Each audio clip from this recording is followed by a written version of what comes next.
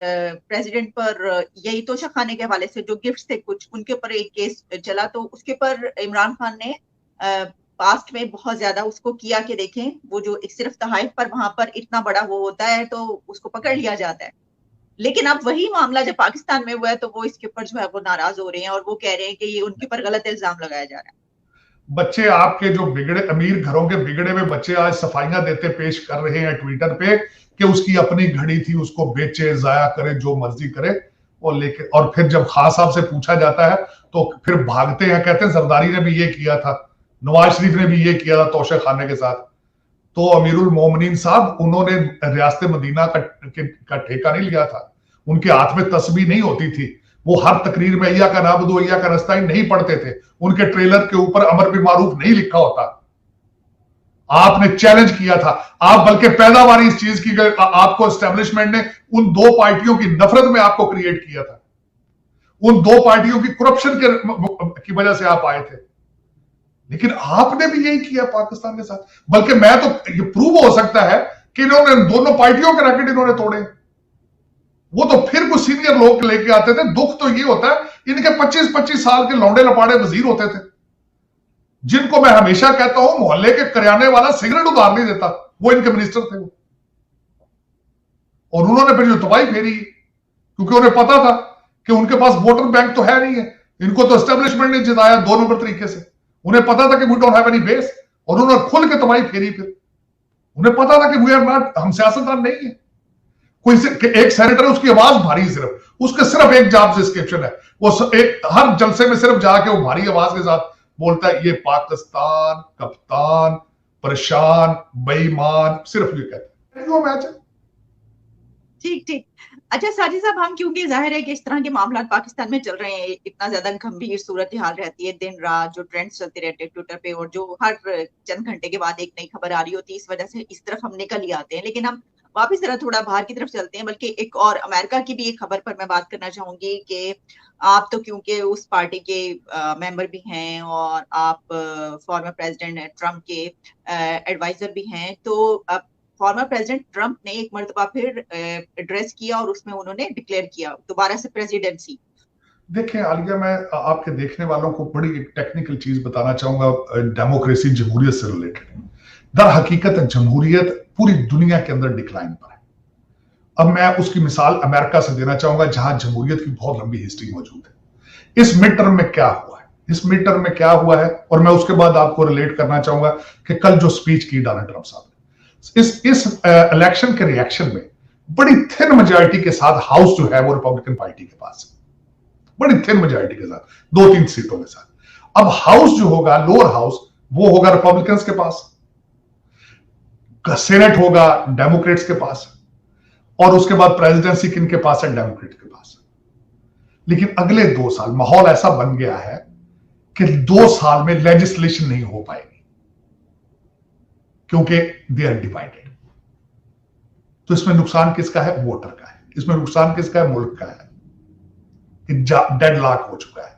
कोई भी कानून साजी कौम के फायदे में नहीं हो सकेगी, बाई पार्टिजन लेवल पे नहीं हो सकेगी खुल के, क्योंकि डिवाइडेड है। रिपब्लिकन अपनी तरफ खींचेंगे, डेमोक्रेट अपनी तरफ से, वो जो एक उसको लैम डक किस्म का प्रेसिडेंट होगा।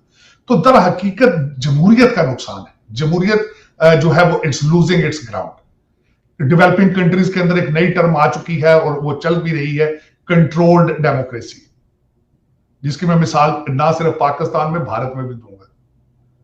हाइब्रिड सिस्टम के जरिए रन किया जाता है, अपने पसंदीदा लोगों को बिलियनर बनाया जाता है, उनके जरिए टीवी चैनल खरीदे जाते हैं, उनके जरिए अदालतों के ऊपर इन्फ्लुएंस करके मर्जी के जजेस लगाए जाते हैं, मर्जी से कोशिश की जाती है आर्मी जजेस, आर्मी के जर्नल लगे, चीफ लगे। इसको कहा जाता है कंट्रोल्ड डेमोक्रेसी, हाइब्रिड निजाम। ये डेवलपिंग कंट्रीज में तो चल रहा है। तो उसमें अब उसी तरह का यहां पे सिलसिला हो रहा है। कल ट्रंप साहब ने अपनी स्पीच दी, उन्होंने अपनी बातें की, उनकी स्पीच वाज बेटर देन जो पिछले दौर में इलेक्शन लड़ते रहे तकरीरों से मच बेटर थी। उन्होंने आइडेंटिफाई किए प्रॉब्लम, उन्होंने इलेक्शन के बारे में बताया, और उन्होंने एक चीज को सब यहां पे नोटिस लिया है, इलेक्शन, प्रोसेस ऑफ इलेक्शन। यहां पे क्या हो रहा है, उसको कहा जाता है हार्वेस्टिंग, वोटिंग हार्वेस्टिंग। उसमें ये हो रहा है कि अभी तक मेल इन वोटिंग ये खराब, बल्कि उन्होंने इसका इशारा दिया है कि डेवलपिंग कंट्रीज में भी सेम डे रिजल्ट आ जाता है, यहां उससे भी बुरा है, 3-3 4-4 दिन बाद तक काउंटिंग जारी रहती है। इन द मीन टाइम लोग इलेक्शन में अपना इंटरेस्ट खो देते हैं, तो उस पर फिर जाके इसमें रिगिंग हो रही है। वो रिफॉर्म की सख्त जरूरत है अमेरिका के अंदर।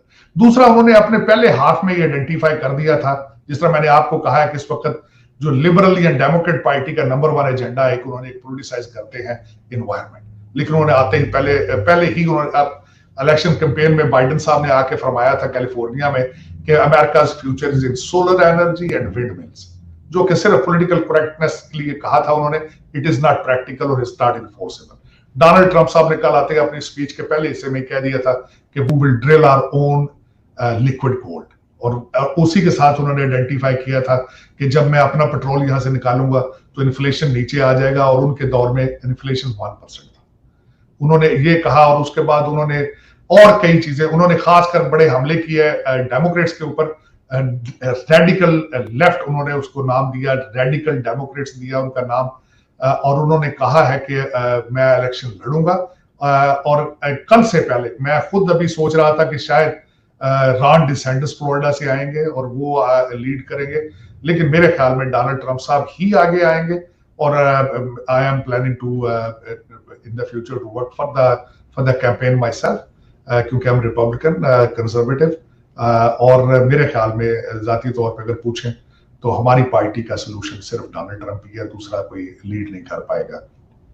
अब दूसरा ये है कि डोनाल्ड ट्रंप साहब is not a typical politician, उसमें कई दफा वो रेड लाइन भी क्रॉस करते हैं, जिसको पॉलिटिकल करेक्टनेस कहा जा सकता है, और चीजें कही जा सकती हैं, लेकिन मेरे ख्याल में डेमोक्रेट पार्टी और रिपब्लिकन पार्टी इस वक्त बड़े बुरे तरीके से डिवाइडेड है, पोलराइजेशन है अमेरिका के अंदर। इसी वजह से देखें, इन्फ्लेशन यूनिवर्सल एक इशू है, यहाँ अमेरिका के अंदर open borders is issue, Biden की जो पॉलिसी है उस वजह से इमिग्रेशन ब्रोकन सिस्टम है।